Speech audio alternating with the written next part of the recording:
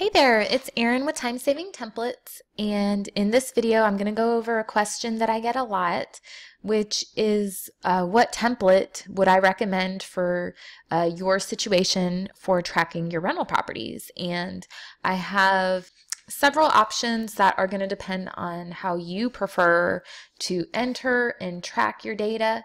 So I'm going to go over that really quick. So there's three main areas. We're mostly going to be going over the number one, which is tracking the rental income and expenses, which is the most common challenge, and also it has the most options to choose from. The second and third templates, there's really just one option for a deposit tracking worksheet that includes a worksheet to track who paid which deposit.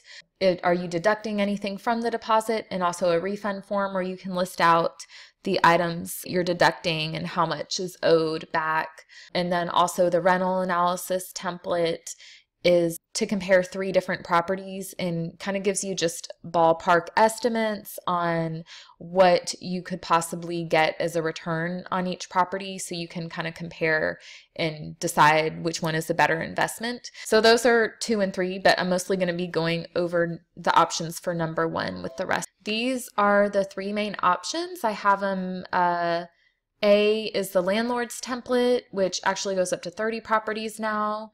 It can be used for short-term or long-term rentals. B is the Rental Property Management Template, and that works for either 3 or 6 properties.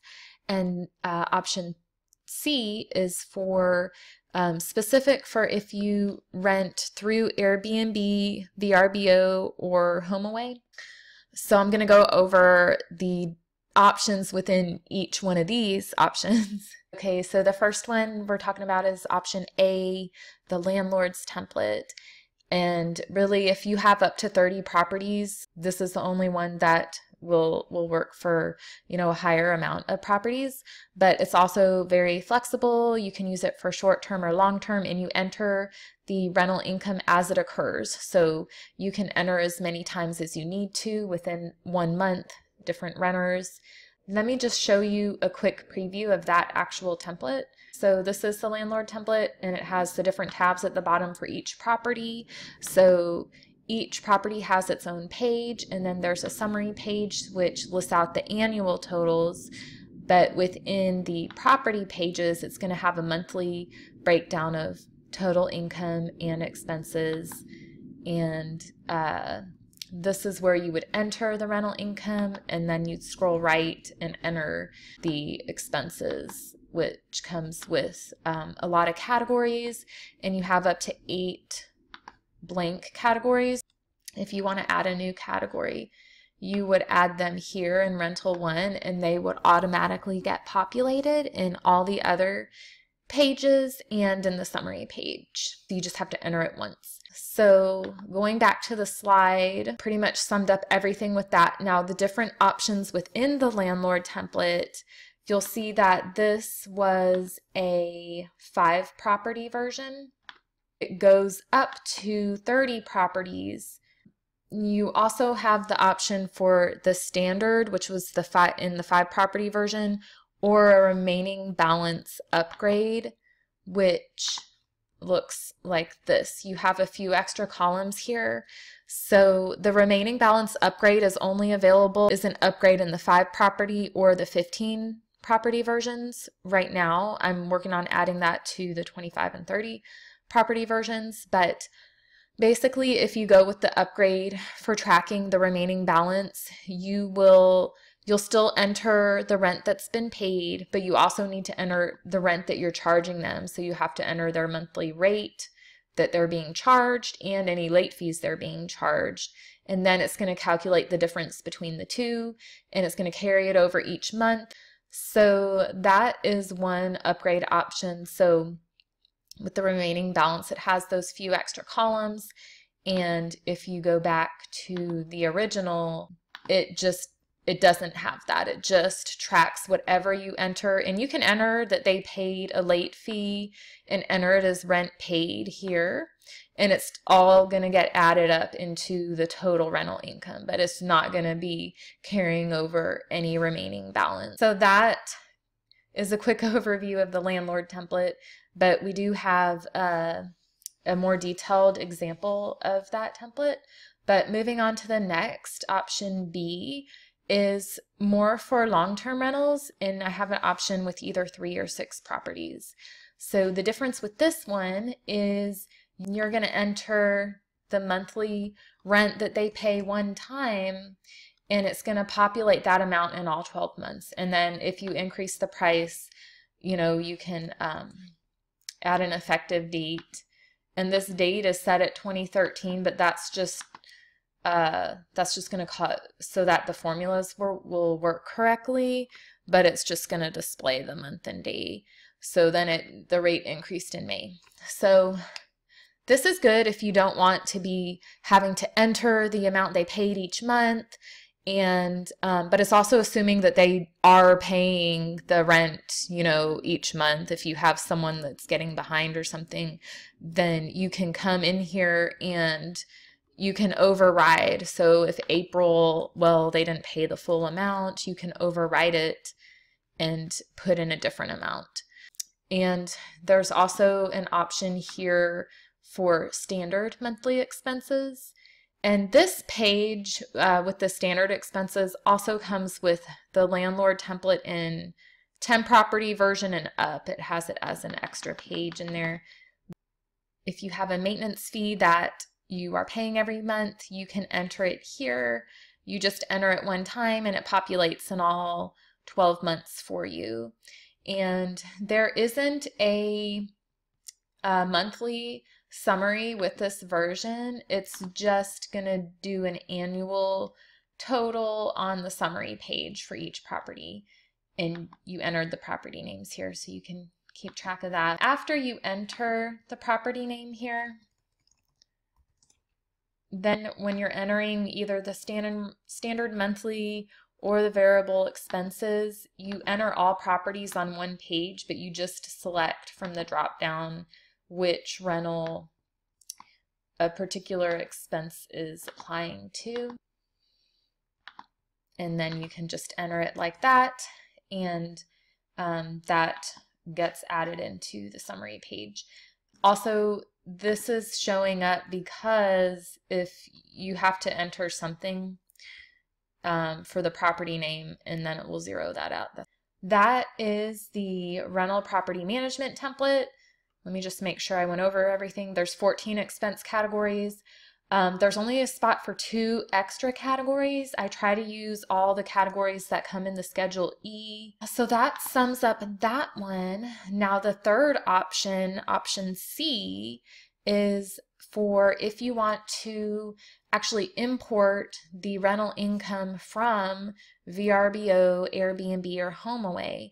It's very similar to the previous template, the long-term template, except that there's extra pages to paste your CSV. So you'll see these have Vrbo and Airbnb.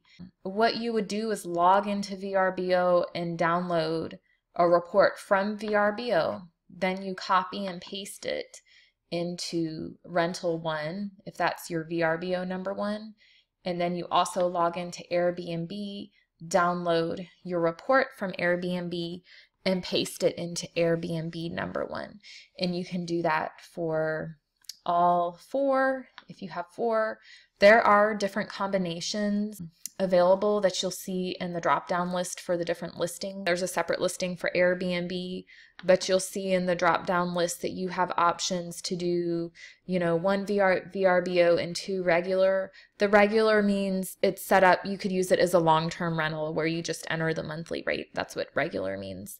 And there's options for, you know, 3 VRBO and Airbnb, 4 VRBO and Airbnb, 1 regular. That's the version that we went over where it had, you know, 4 properties that are listed at both Airbnb and Vrbo, and 1 that could be used as a long-term. So it still has the standard monthly info page that the long-term template has, so you could still have your long-term rental income, your standard expenses, You have your variable expenses that you can enter here and select which property it applies to. Okay, so that is the difference with the VRBO and Airbnb. So what it really comes down to is, do you want to be having to download all of your data at once, or do you want to enter each renter as it occurs? So if you download everything at once, you really could go a whole year and just download an entire year's worth of data when you're ready to do your taxes.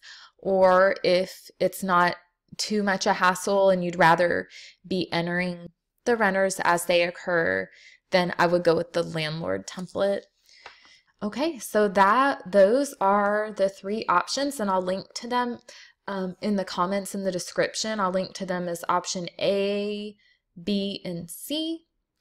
And one other option that I didn't go over is it's for you if you don't really need to track the expenses and you're just looking to track the income only, and you're looking to track the remaining balances due. I do have a version of just the income tracking where you can track late fees and remaining balances for up to 25 properties. So that will work for tracking income, but not for tracking expenses. And one other question that I get from time to time is, what if you have a multi-unit building with duplexes or apartments?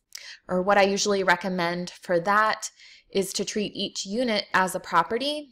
And so I would recommend to use it with the Landlord Template, depending on how many units you have within one property. If it's one building with 15 units, then each property page would be 1 unit. So you're really wanting to track the tenants that you have in each unit and their remaining balance. So think of like rental property 1 as tenant number 1, and you could even, you name the property right here. So you could even put just the tenant's name, or I don't know, the apartment number or something.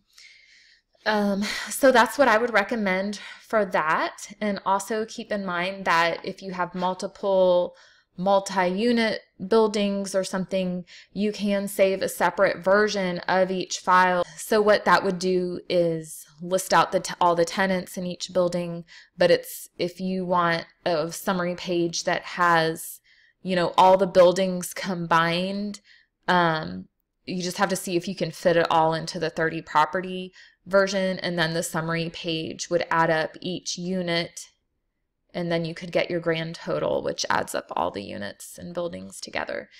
So that's what I have recommending for now. And also wanted to just mention that by default, the templates come with the cells with formulas protected, and that's because I want to make it super easy for you to use the templates, and if something is accidentally written over or deleted, it will cause the template to not work as described. If you're looking to make a lot of changes to how the template works, then I recommend you can upgrade to the unprotected formulas version. I hope that helps you decide which template is going to work best for your situation. Also, double check the listing or the YouTube channel, because I'll do specific examples with each template, but I wanted to just give like a high-level overview of what options are available for you. So thanks again for watching this video. Until next time, remember that I'm here to help you streamline